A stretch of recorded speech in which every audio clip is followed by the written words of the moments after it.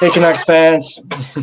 Welcome to the Line Change podcast. This video is a presentation of DraftKings, and we are also, the Line Change, a proud member of the Hockey Podcast Network.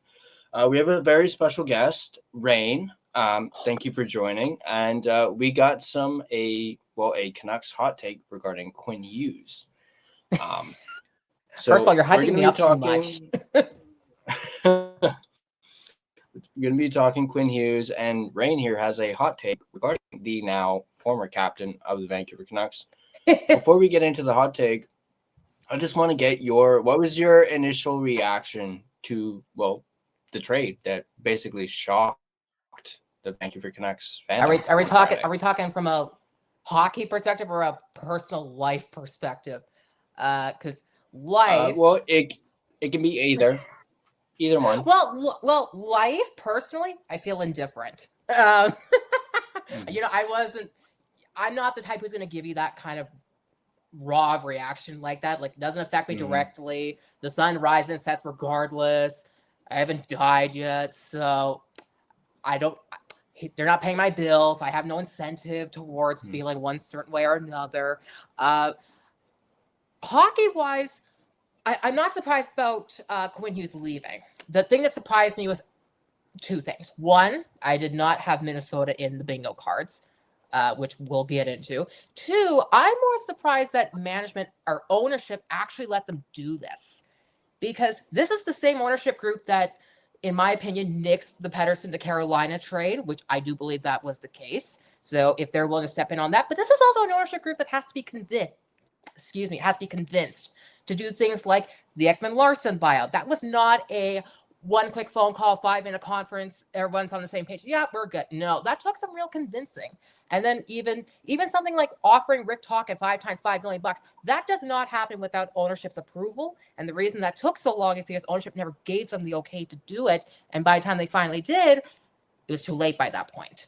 So I'm more surprised by ownership letting them do this rather than the actual move in itself. I did not think Hughes was going to stick around. I could have told you probably, 3 years ago that it wasn't going to go well.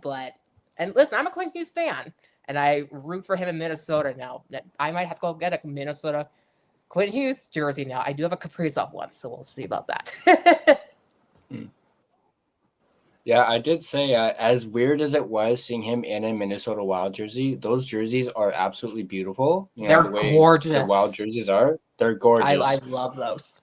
But I don't see myself getting a Quinn Hughes Wild jersey. You don't want to. But yeah, it was still weird seeing that, especially that headshot that they posted last. Yeah, I mean, I like the headshot. In my closet now. I don't like the fact that he's smiling in it. I know, right? Isn't that weird to see? But isn't that the same thing honestly, we've been saying though, with Brock? I do think they're. But weren't we saying the same thing with Brock Boeser, though? Which is, where's the smile? Where's the Brock smile? Like, weren't we saying the same thing? So. Yeah, but like I said, I do like those jerseys. They are very beautiful. I really like them. They're some of my favorites. Just the colors too. The colors. Yeah. Mm-hmm. Just like green, and then I don't like those stripes. Like, but Florida has the stripe in the middle. I'm not usually a big fan of them, but with Minnesota, it kind of works. But at the same time, they could lose it. Only the right team, or only the right team with the right colors can pull it off, though. And I think Minnesota is one of them. The one thing that does concern me with the Minnesota Wild, though, now is now they got no center depth. Eriksson Ek's still out with injury, and then after Eriksson Ek, it goes downhill real quick. And I'm shocked that Minnesota did not ask for Ratu as part of the trade. And now that kind of makes sense.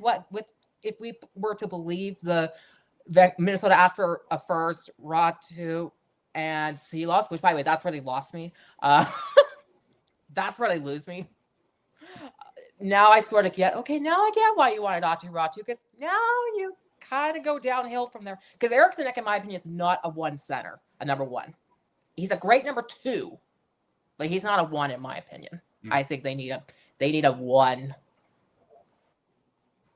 And I think when you got teams like Colorado and Dallas that are much more stacked down the middle and are just as stacked on the blue line, that's where you're going to run into the real issue. Especially considering that Minnesota's a team who hasn't gone out of the first round that often. I mean, my God, we're going back a minute now.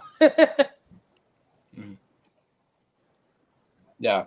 I mean, actually, believe it or not, before we jumped on here, I was actually watching the Steve Dangle podcast, and they were talking about, the odds for Minnesota and the fact that they are likely going to have to go through the Avalanche and the Stars. Yeah. And that's probably why they did this deal. Because they want to try and I still don't know how teams. But you're absolutely right. They kind of... They really depleted their center depth. And that's why they absolutely tanked. Like, it's like they became us by pretty much. Depth. And I will say this, so for the people who don't like the trade package that Vancouver got from Minnesota, what did you think you were getting from New Jersey? Like, did you think you were getting Nico Hischier as part of the deal? Because that's the only way I do it. That's the only way I do it, is if Nico Hischier is part of that trade. And that that's not happening here in New Jersey, because then New Jersey is in the same problem Minnesota's in. And the only way New Jersey, I think, does Nico Hischier is if they do not think that Hischier's going to resign in 2027, which that number's going to go up from 7.25. Let's not kid ourselves. That number's going up. So, but I don't buy this idea that New Jersey could have been a more competitive offer. I don't buy it, because, like I said, unless Nico Hischier is part of the return, that's not happening. Yeah, I definitely, when I was looking at potential packages, and when I was thinking about New Jersey, I was like, you got to have Hischier in the package coming back. The Canucks need a center, and there's not a left-handed shot. Like the package I bet you New Jersey offered started with Mercer and Jonas Siegenthaler, and it's those two names because you have to make the money work. That's the big one. But Siegenthaler is a bottom four defenseman on New Jersey, and Dawson Mercer, in my opinion, is not a centerman. And you need a centerman if you're gonna make a Quinn Hughes trade, and you get two pieces. You need a center and you need a left shot D. You don't get that with New Jersey, especially not the same. Not the quality of Aziz Bouillon or Marco Rossi, who I'm still on the fence about. Yeah, I think that's a lot of people because of his size. I mean, I made it pretty clear throughout the summer how much I liked him, not just because of his size, but because I saw the size.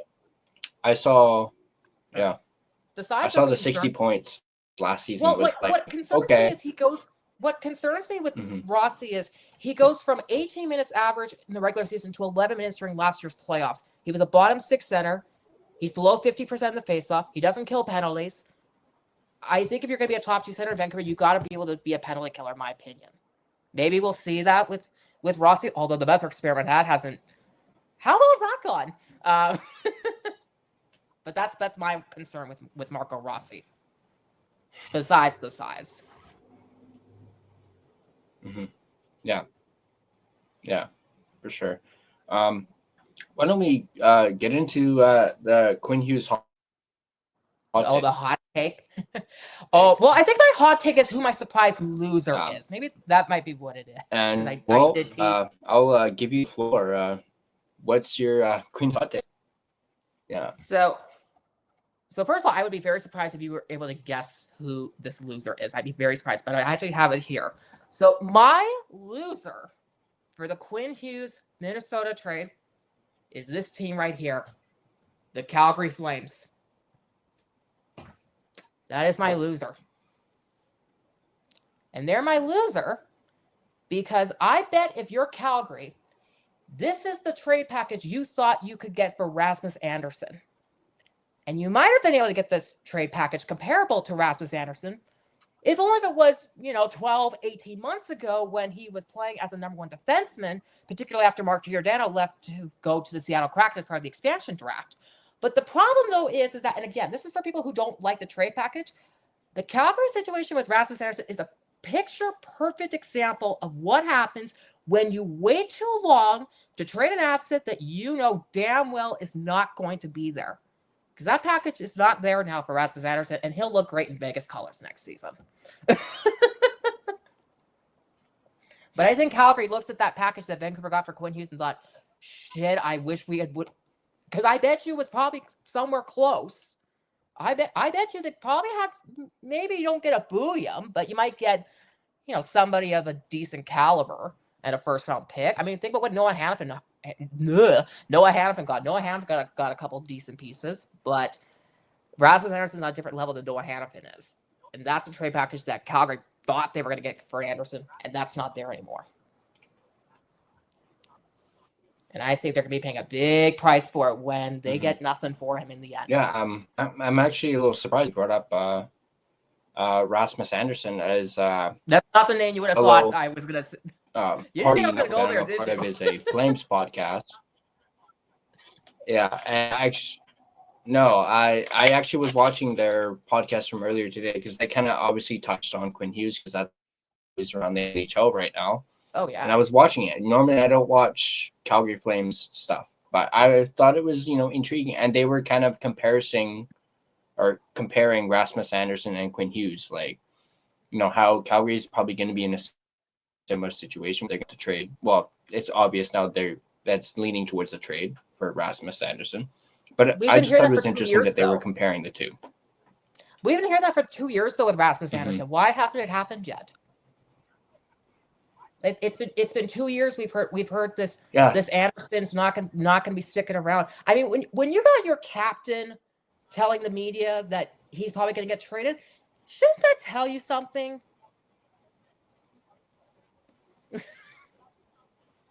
Yeah. Say that was a public statement. Yeah, that was pretty big to hear that. And again, he'll look great in Vegas colors next season because that's where I think he's going to end up anyways. I mean, they need an Alex Pietrangelo replacement there's been a lot of if this injury is as serious as we think it is. I mean, it's serious enough for Pietrangelo to miss the Olympics. That is, if they go. But no, my losers sure. to Calgary Flames. Definitely, I've heard a lot about Vegas. For sure, I've heard a lot about Vegas. And actually, I think it was on that same podcast. They one of the hosts mentioned Dallas. He could maybe even go to Dallas, which I thought was interesting. Dallas is interesting. I don't think Dallas really needs him. Never been the same though. After Chris Tanev left to go to Toronto, I think they upgraded with Matt Dumba and Ilya Lyubushkin, which that's. I mean, Matt Dumba is now in the American League, so that's gone great. And Lyubushkin is just too expensive for the position he plays. So that's an idea. That's definitely an idea. I mean, you need something for Heiskanen and Thomas Harley. So, and I mean, if you're Colorado and Dallas, do you feel like you have to do a move now that Minnesota's got Quinn Hughes? Although I still would like a sentiment by Minnesota. That's still a position I think you need. Yeah, is down the middle. Yeah, I think that's one thing. That's what a lot of people are like not really considering. They're all like, "Oh, Quinn Hughes. We got Quinn Hughes." It's like you got to replace Marco Rossi. Yep, you guys don't have the pieces for that right now. Yeah, because you got to go through. Bill Guerin's got some work to do. Oh yes, but if anybody's willing to take a big swing, it's Bill Guerin. Like Bill Guerin's not afraid of a big swing. Yeah. But also I'll say this though. I'll say this though too as well, and this kind of ties into the Rasmus Andersson thing. This may be the trade package now. This is not the trade package 6 months from now at the 2026 NHL entry draft. Because, the one thing we kept hearing with Minnesota is they've not had reassurances that Quinn Hughes is going to stick around, and 2 of the teams supposedly pulled out because they wanted the reassurance. That is the absolute contingency that is going to come with any trade at the 26 entry draft. That was the contingency with Mikko Rantanen getting traded from Carolina to Dallas. Was Dallas signing him to that 8-year extension? That trade package is not anywhere near the same if Rantanen does not sign the extension. And again, that's the thing. That's what happens when you wait too long. Is that package is not going to be there 6 months from now. It's the Jacob Chychrun of Calgary. Don't you love I'm just throwing all these names out? Definitely. Oh, yeah. Definitely. Obviously people are hearing. We've even seen it recently. I actually just did a video earlier this morning, talking about more details regarding, the trade and Quinn's official thoughts on it. Post game for Minnesota. It's they basically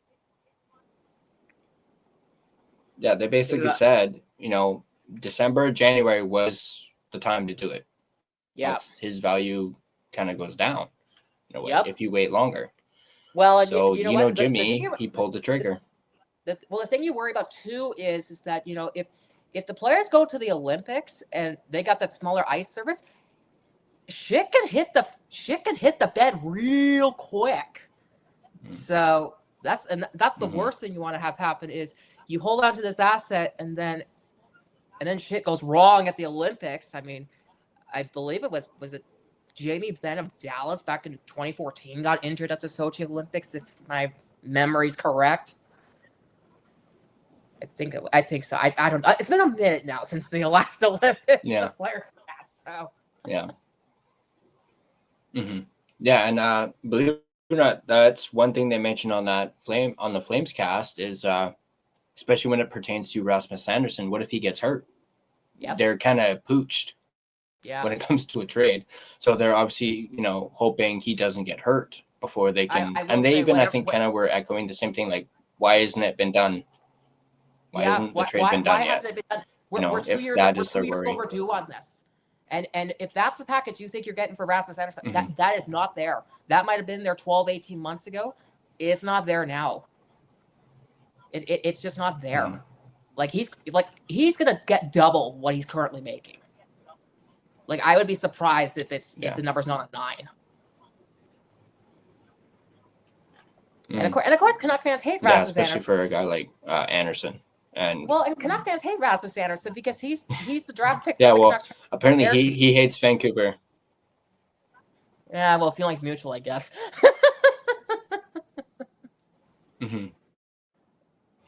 It's funny. It's funny. Yeah, and apparently it's he.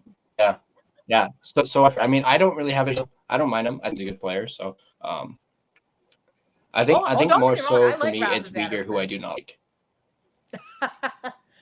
I personally think Mackenzie Weegar is kind of overrated, but maybe that's for another conversation. and it's amazing how. Let's. Oh, go ahead. Go ahead. Sorry. Well, I was gonna say regarding the Rutherford quotes, they knew back in American Thanksgiving or whatever. I could have told you 18 months ago that this wasn't gonna happen. I could have told you maybe 3 years ago that this wasn't gonna happen. But we'll get into that. The life lessons I can pull out of this situation. yeah, we're hearing a whole bunch of different stuff. All right, well, let's quickly do the sponsor read, and then we'll get right on that. So I want to give a big shout out and thank you to my sponsor, DraftKings. The jaw-dropping moments that make hockey, hockey. Experience them all with DraftKings Sportsbook, an official sports betting partner of the NHL. Missouri listeners, listen up. DraftKings Sportsbook is now live in the Show Me State. New customers, this one's just for you. Bet just $5, and if your bet wins, you'll get $200 in bonus bets instantly. Download the DraftKings Sportsbook app and use code THPN, that's code THPN, to turn $5 into $200 in bonus bets if your bet wins. In partnership with DraftKings, the crown is yours. Gambling problem? Call 1-800-GAMBLER. In New York, call 877-8-HOPE-NY or text HOPE-NY, which is 467-369. In Connecticut, help is available for problem gambling. Call 888-789-7777 or visit ccpg.org. Please play responsibly on behalf of Boot Hill Casino and Resort in Kansas. Pass-through of per wager. Tax may apply in Illinois. 21 plus age and eligibility varies by jurisdiction. Void in Ontario. Restrictions apply. Bet must win to receive bonus bets, which will expire in 7 days. Minimum odds required. For additional terms and responsible gaming resources, see dkng.co/audio. This is a limited time offer. Copyright of the NHL 2025, all rights reserved.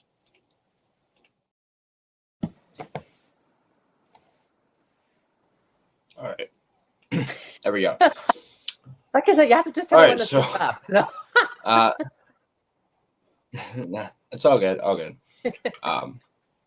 I gotta figure out how to read that faster too. But it's all Which good. is ironic, I So let's keep going on the conversation. I forgot what we were about to get into. The life lessons I can pull out of this Quinn Hughes situation. The life lessons I can pull out of this. So the first one being, one thing I always grew up with: if it isn't a hell yes, you have to take it as a hell no. And no answer is an answer, or non-committal, that is an answer. So I think the fact that Hughes would always give a non-committal answer or dodge it in any sort of way, that should have really said something right then and there. But also, there's this sense too, which is, if the Canucks have been successful in the last 4 years, that's not a question that's being asked. The reason they were asking reporters were asking Quinn Hughes that question so early on is because how shit the team had been. We would not be asking Quinn Hughes that question if Vancouver had been having Tampa level success. The thing about with Stamkos. Stamkos did not want to leave Tampa. Tampa didn't want Stamkos. There's a difference in that situation. It wasn't that Steven Stamkos wanted to leave Tampa. Tampa just didn't want him.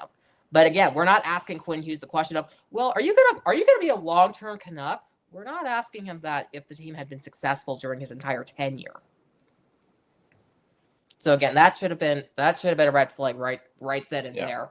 I mean, I wish I could say I knew 4 years ago he wasn't going to stick around, because I always say pay attention to the small things, because big things only happen when you ignore the little things first. So there was the fact that it wasn't done until September 2021. My thing always is that if something or somebody is a main priority, you get that done right away. Why had to wait until September 2021 to do it? And listen, don't give me they didn't have the cap space to make it work. No.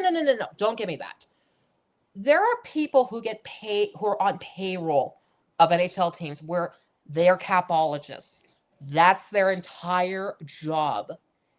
If it was that much of a priority to get Quinn Hughes signed at that point, they should have done it way before they finally got it done in September 2021 the first time. That should have been during the season or before his ELC was done. That should not have been almost right before training camp. That should have been done way sooner if that was a main priority. Also, the fact that there was criticism that it wasn't an 8-year deal. The fact that it was only 6 and it took him right to UFA status. That again should have been a red flag. It's like, why are we reacting negative to the fact that he's going to be a UFA when this is over? That should have said something right there.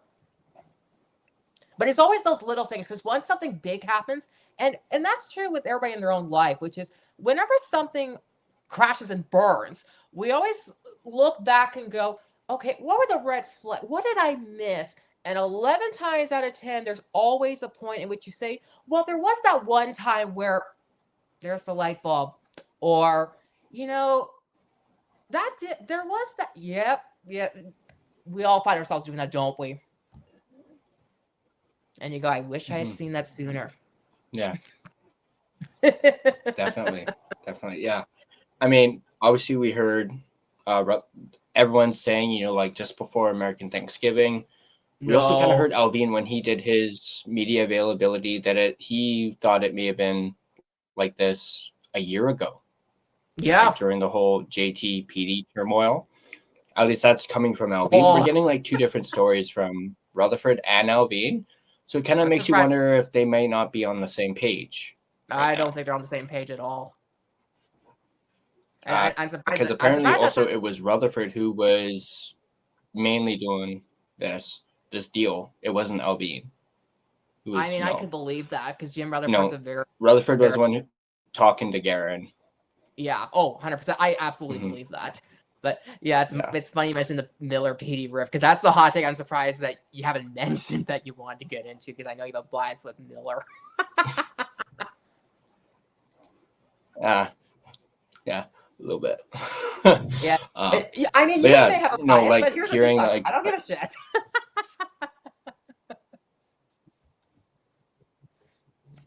That's just the way I work. But yeah, I'm definitely. surprised. Well, No, maybe go we'll ahead. save that one for another hot take for sure. But yeah, no, like Rutherford saying, American Thanksgiving, or like within the last few weeks, you hear Alvin saying, he thought Quinn wasn't going to do it a year ago, which Well, I mean, I is set this on I think it was Clay's show I set this on, which is my criticism of Patrick Alvin has always been it's almost like as if he's got like a list of 5 questions that he knows he's going to be asked, but then the second you ask him a question that he's not prepared for, it's like a deer in the headlights. Like it's very that's where you get the unscripted, unfiltered word vomit, as I call it, and that's where he's left going, oh god, it's like please take a PR class. Like my God, like I need to get in front of you and be like, this is how you handle public relations. And I have no expertise in that whatsoever. And yet I could teach him how to do it.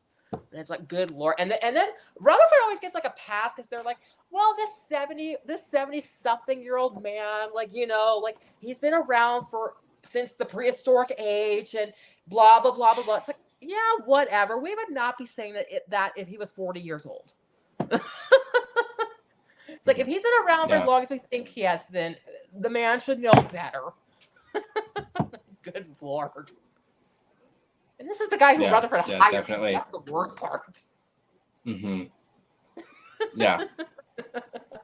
Yeah, definitely. I mean, I don't know if you saw on the stream that we did on Friday, but I kind of was not necessarily making fun of Alvin, but I was kind of doing like an impersonation because it's like you said, word vomit every time he speaks. It's a word vomit. I kind of. I remember I coined that especially term when he's talking to reporters. Yeah, I remember coining that term with a friend of mine who was talking about, because I use that term when it comes to when you're in the dating field and you're talking to somebody who is quote unquote out of your league, which I don't believe in, but anyways, and so you feel like because they're out of your league, you have to say more and more to be more interesting, but you end up saying way too much at that point, and by that point they know everything about you, so there's nothing left to discover at that point.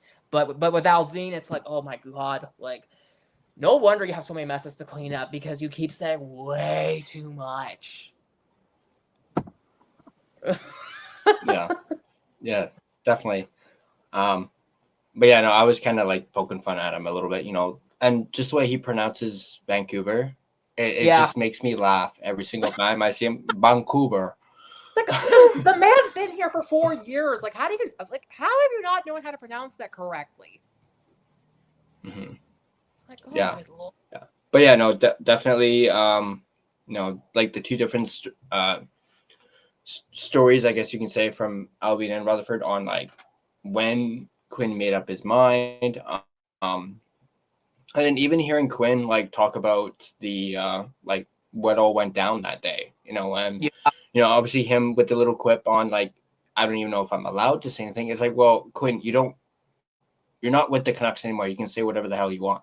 Like, I get there's the respect thing, but it's like you are technically property of the Minnesota Wild now, and I'm sure they don't care.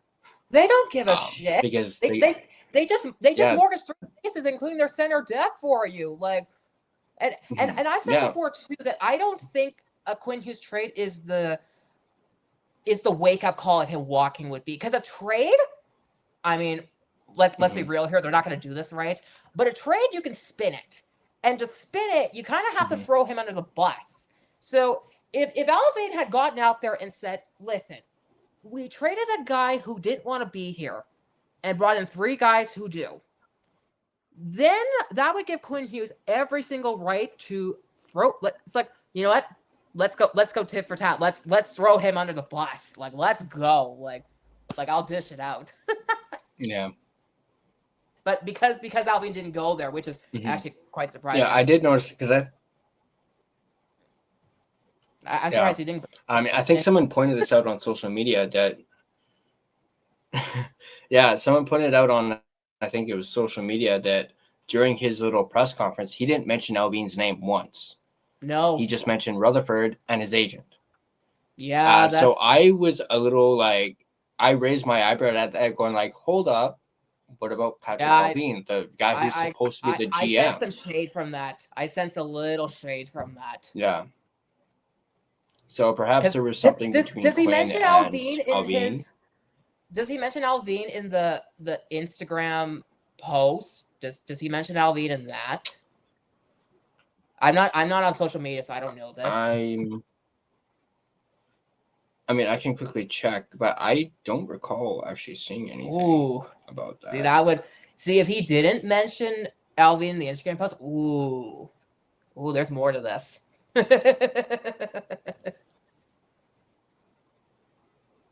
Nope, he didn't. Wow. He mentioned Rutherford, Adam Foote.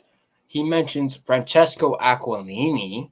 Oh, Jesus Christ. But no mention of Patrick Allvin. Wow. Whatsoever. Okay. Wow. Oh, So that's telling.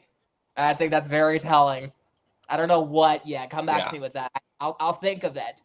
I don't have it yet, but there's something to that. Yeah, I'm surprised people aren't, chewing on that right now. Like, like the media and whatnot. And like, how do you not chew up on that? Yeah. I mean, they'll take any kind of fodder they can get. How do you not chew up on that one? But yeah, I think there's some shade thrown at that one. Oh yeah, especially after seeing the Instagram post having nothing. Like, sure, you can like write off like the press conference. Maybe he just wasn't thinking of it at the time. But even his Instagram post, not a single. I mean, because you can edit that. You can. You're spending the time typing that out. You can edit that. No. That was not. And by the way, I don't believe in coincidences.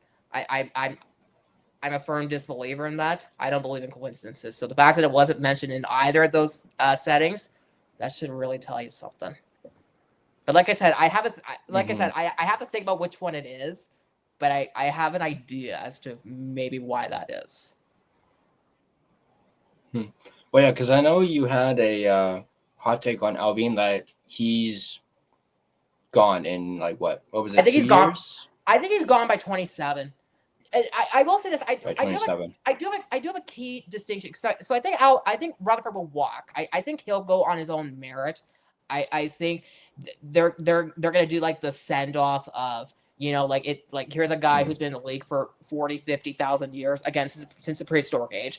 But I think with Allvin, I think he is gone by 2027 because I think the fact that, it's amazing what 15 months can do. This was the guy who 15 months ago was a finalist for GM of the Year, which, by the way, I fucking can't stand that award.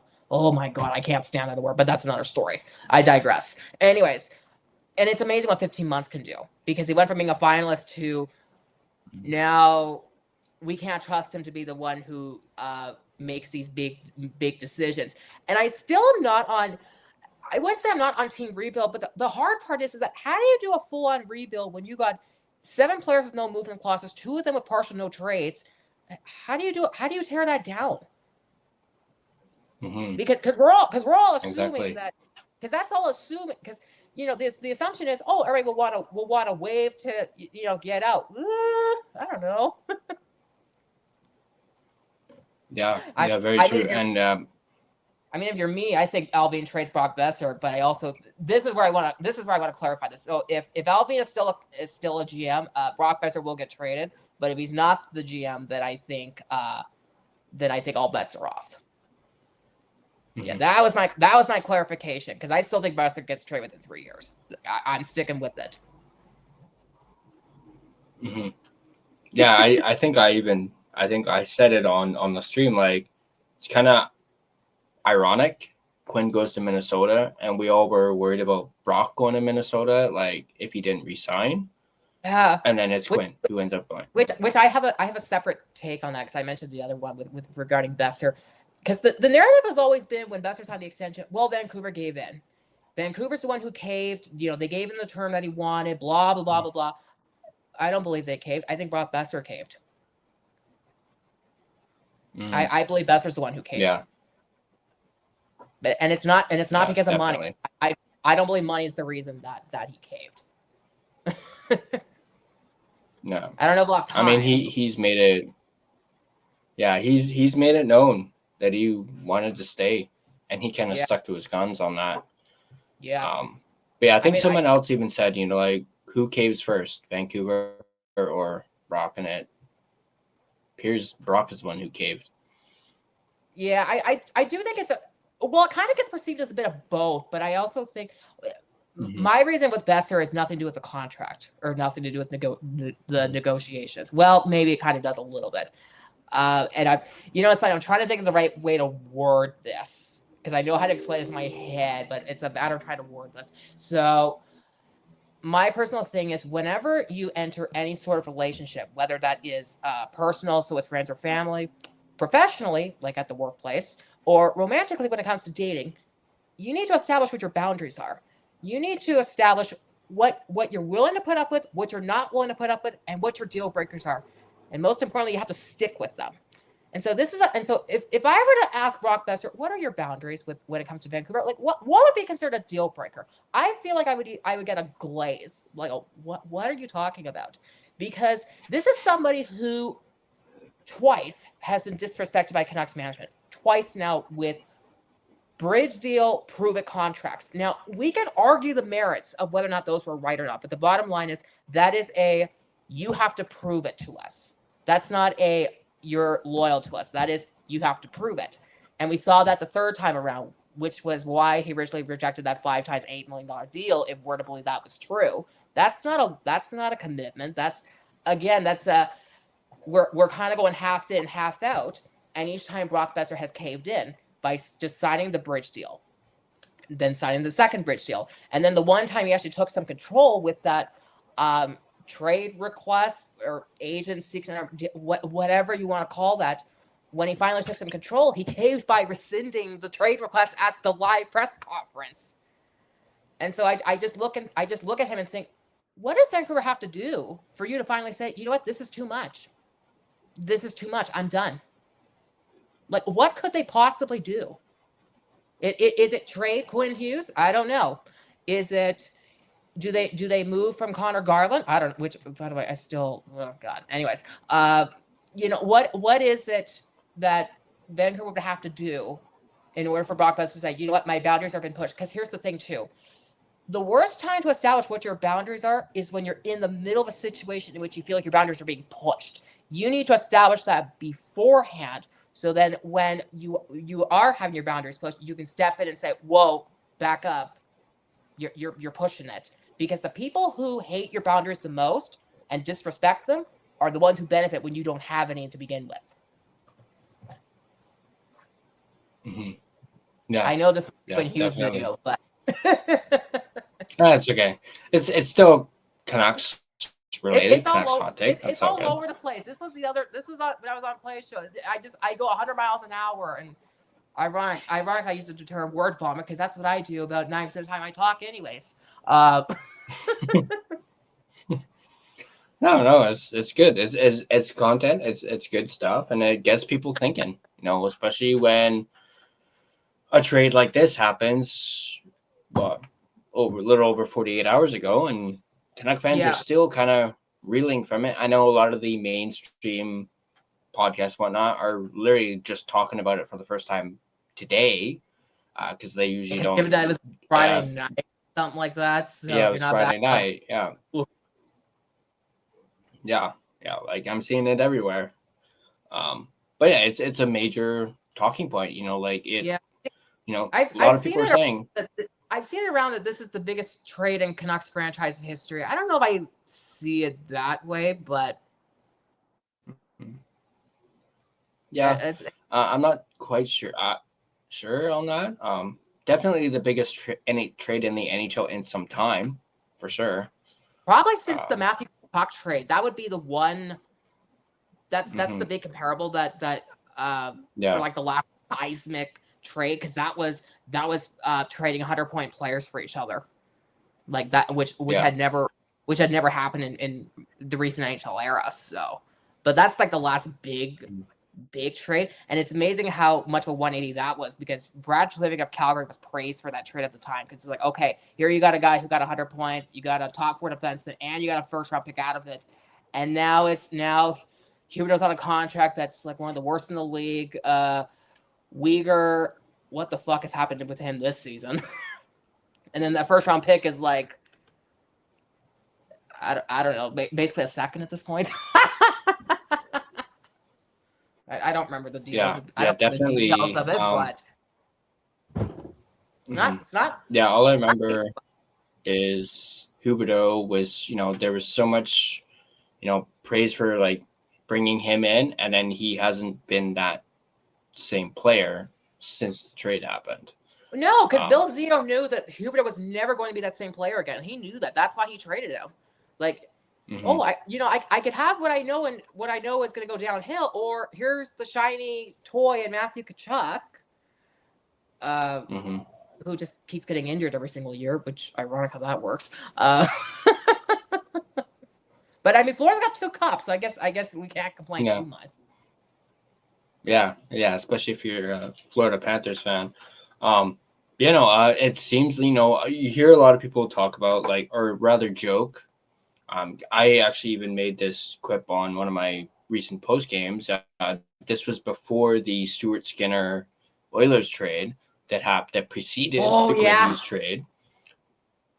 A lot of people seem to be forgetting about that trade happened because You know what's funny is my brother was actually the one who broke the trade to me about Quinn Hughes going to Vancouver. So my brother never calls me on anything, and we had been texting throughout the day, and I was the one who texted him about the Skinner for Jari trade, and then he calls me, and he never calls me for anything. And so he says to me, he's like, guess who got traded? And I threw some dumb answer out there because I'm thinking, this isn't realistic. Like, this isn't who I think it is. So I gave some dumb answer. It's like, oh, what, did Evan Bouchard of the Edmonton Oilers get traded? He's like, no, like, this is like a Quinn Hughes trade. And then my first thought was, because he said he read it on X, and I thought, is this one of those fake accounts? And he's like, okay, well, it's Elliot Friedman with a check mark beside his name. So, reliable source? It's like, oh, God. Yeah, that was like when I first found out about it. I actually saw a tweet from Doodle and he was, I guess, just talking about, quickly about the trade, saying, hey, I'll talk about it when I get home. And I was like, no way. And then I literally scroll up, and there's Elliot Friedman's tweet, and I'm just like, fuck. It's true. Oh shit, this actually happened. Oh God.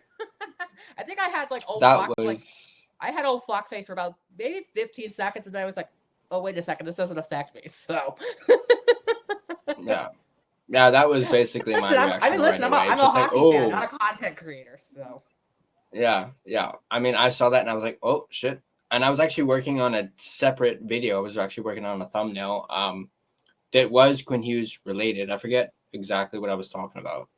I think it had to do with was Nico Hischier, talking about the Devils and Nico Hischier. I was going to do one on that package.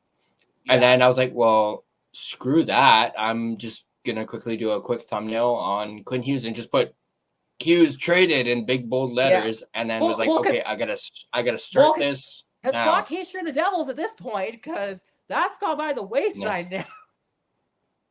Oh yeah. If you're Vancouver in that trade, you're asking for Hischier. Devils respond with Mercer and Siegenthaler. That's my personal opinion on that. But like, I don't think New Jersey's package was going to Hischier. I don't believe that. So no. I even heard things about how they had too much money tied up in, believe it or not, no move clause, no trade clauses. They couldn't free up the money to do it. That's what I'm hearing. And I think I heard at one point Nemec and Mercer. Nemec makes no sense. If this were 2 years ago, maybe, but Nemec is already in a logjam in New Jersey. He'd be even more in a logjam on Vancouver. So that doesn't make any sense at all. Because you've already got Hronik, you got Myers, okay. Then you got Villander, then you got Mancini. Where is there room for Nemec? Unless you can suddenly play the left side, which I don't. I haven't seen that. But I don't know. I don't think Nemec made any sense. If this were 2 years ago, maybe, but not now.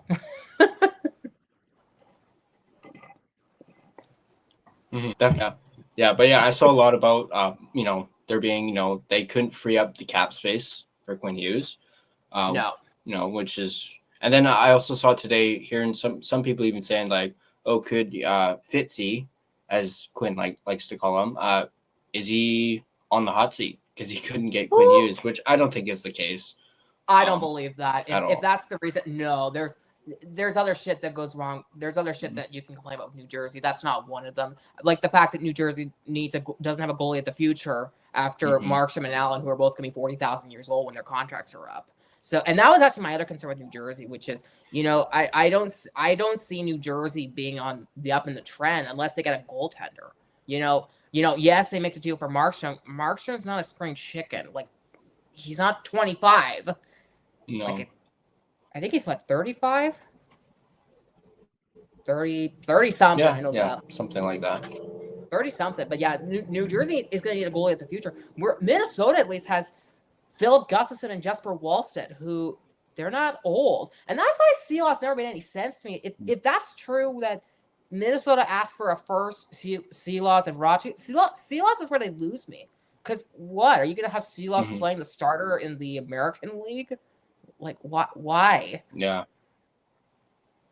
Especially after him winning the Calder. They basically figured he graduated from the AHL. My brother's an Oilers fan, and he was so pissed when Edmonton traded that first round pick so Minnesota could get Jesper Wallstedt. He is still salty about that. He's like, Edmonton had the chance, and they didn't fucking do it.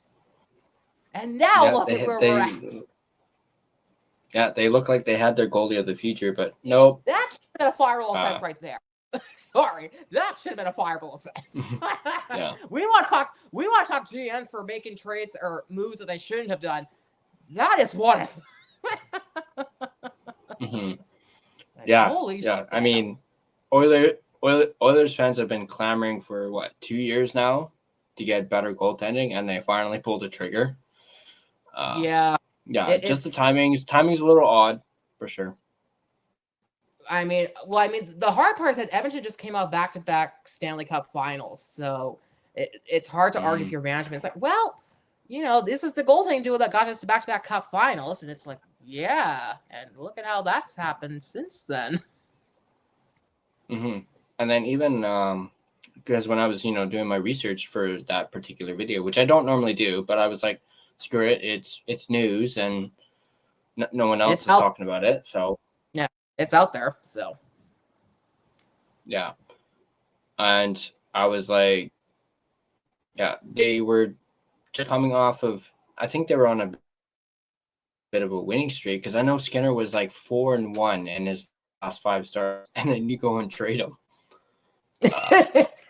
Sell or Tristan Jarry, while you're on a high. Older version of Stuart Skinner. Well, it's interesting because I remember originally thinking, why is Pittsburgh being the one that acquires Stuart Skinner? And then I realized, oh, wait a second. You got a GM who signed like a 7-year contract. This is the guy who's going to take you like through the full-on rebuild. Like once Crosby and Malkin and Letang are all out, like, so you're gonna have Kyle Dubas sticking around to do the rebuild, and you require Skinner to go, okay, we don't want to be great, so we need a guy who maybe can't stop a beach ball 25% of the time. So why not get him? And then if he's too good, then you flip him to somebody else at the trade deadline for a draft pick. I don't know. He'll still get more money than he probably should earn, but given how weak the goaltending market is in free agency. Yeah. Yeah, definitely. Like I said, I go 100 miles an hour and also... Right about 50 minutes, so we went a little over. This was like when I was on Clay's show. It's like it's fine. It's... it's all good. It's all good. The longer, I think, more views. So I really do appreciate you coming on here and giving us your hot take on Quinn Hughes. I'm looking forward to even more, Grabbing particularly it. that JT Miller one that we'll get to, and perhaps the answer to that one that we just talked about with Alvin and Quinn Hughes. Once you nail that down, we'll for sure get you on for that, because that's spicy to me. Because I'm thinking myself once, okay, that's nothing. But if it's twice and we can see it publicly, there's something to it. I have some thoughts, but we'll see. Yeah, we'll definitely get into that one for sure. But definitely let me know once you get that, and I'll get you back on, and we'll for sure chat about that. Once again, thank you very much. We're definitely gonna duke about the Miller. We're definitely gonna duke about the Miller one. We're definitely gonna duke this. I don't think we're gonna be on the same page as that one. So little preview. Yeah. Once again, thank you very much for doing this, Rain. I know it took a little bit, but we were able to get it done. I was starting to think it wasn't gonna happen. I'm thinking, oh boy, I must have fallen by the wayside now at this point. No, it's all good. I'm glad I was able to get you on. Hopefully Clay sees this and has a good chuckle himself. I know he had you on. Was it week and a half ago? Yeah, week or something ago. I always seem to crack him up with something I say. I mean, I am a walking joke at this point, but anyways. That definitely, this was great. I really enjoyed this. And yeah, thank you once again for coming on. Really appreciate it, and looking forward to some more hot takes in the future. Good. Especially that Miller one for sure. I gotta give you some tea. Yeah. Oh yeah. Of course. Thank you once again, Rain. Really appreciate it. Thanks, and I'll let you see yourself out, as Clay likes to say. All right. Bye, peoples. All right. Well, that was Rain Wilson, fellow CCC member. Was great to get him on. Really, really wanted to get him on to get some of his hot takes. I hope you guys enjoyed some of the hot takes.